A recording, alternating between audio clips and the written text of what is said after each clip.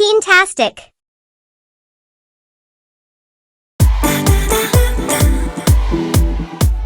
Oi, amiguinhos! Vocês gostam de slime? E qual o tipo de slime que preferem? Gostam mais de slime com bolinhas e de misturar outros objetos?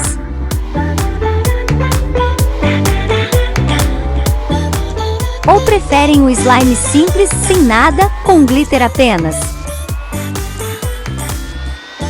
Se gosta de slime, fique até o fim para assistir às misturas de slime mais fantásticas.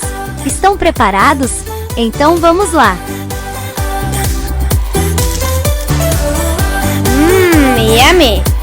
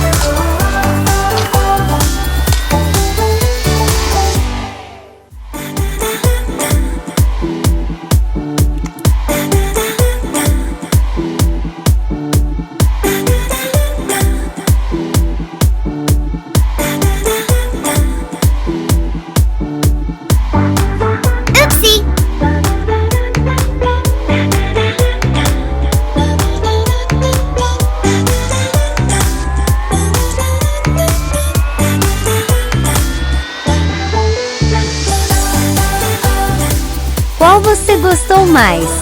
Deixa nos comentários a sua resposta. Amiguinhos, vamos brincar com slime de forma segura e divertida. Lembrem-se, slime não é comida, é uma brincadeira. Nunca coloque na boca, pois pode ser perigoso. Divirtam-se, usem a imaginação e sejam criativos, mas sempre com segurança. Boa diversão! Amiguinhos, agora não se esqueça de deixar o seu like, de partilhar este vídeo e subscrever para mais vídeos fantásticos. Até a próxima!